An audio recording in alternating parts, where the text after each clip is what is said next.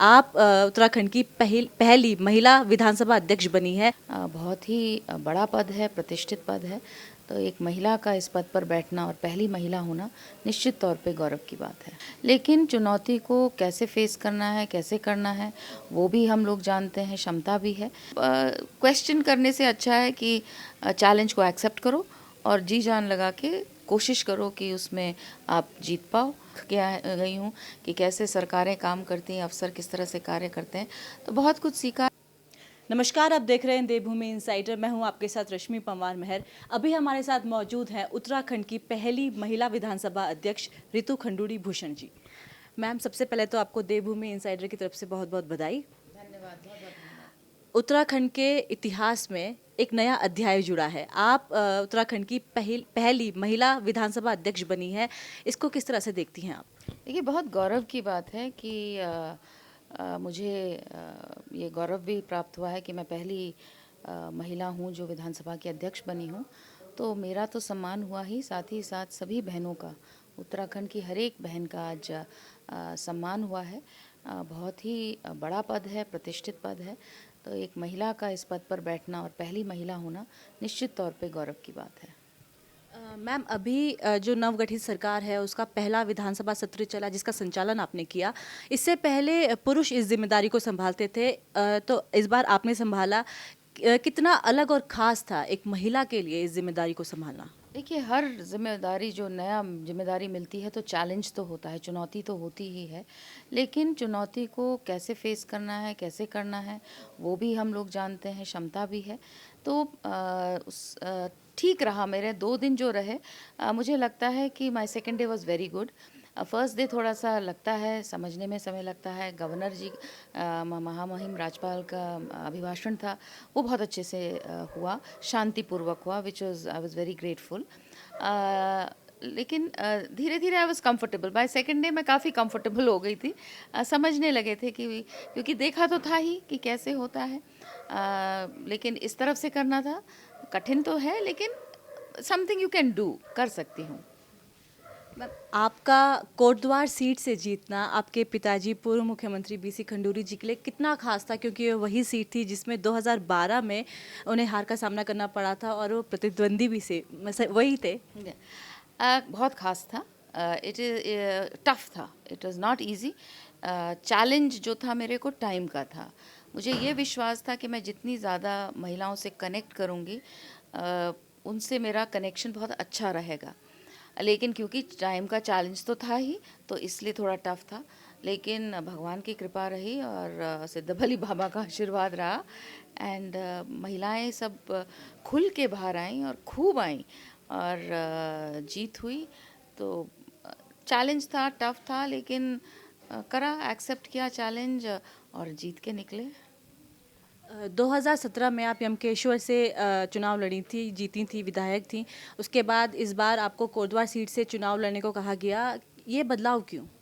देखिए, ये सवाल हम कर ही नहीं सकते हैं, ना मैं करती हूँ, ना मेरा नेचर है, ना संस्कार है।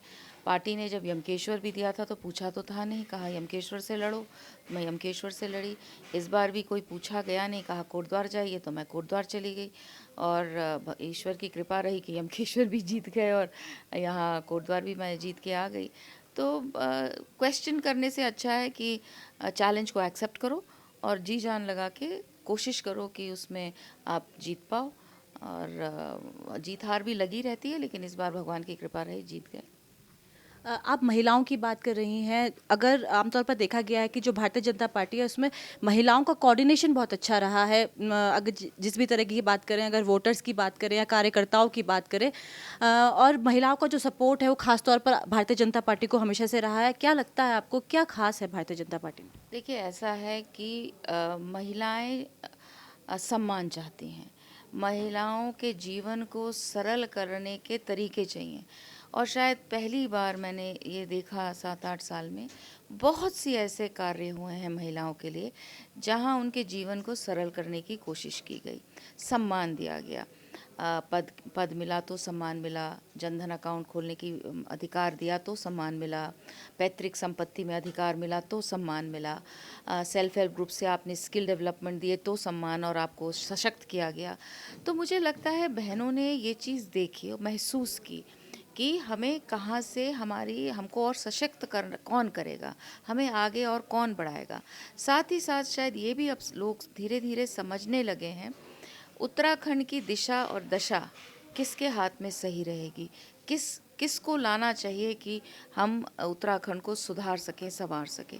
तो इसी कारण से दोबारा से सरकार यहाँ आई है।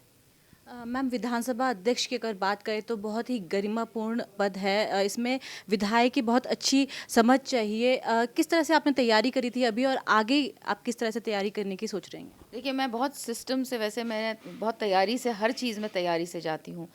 बिना तैयारी के जाना मुझे बहुत ज़्यादा पसंद नहीं है। चाहे छोटा सा ही कहीं कार्यक्रम हो, मैं पसंद करती हूँ कि मुझे पता रहे कि what is the next step.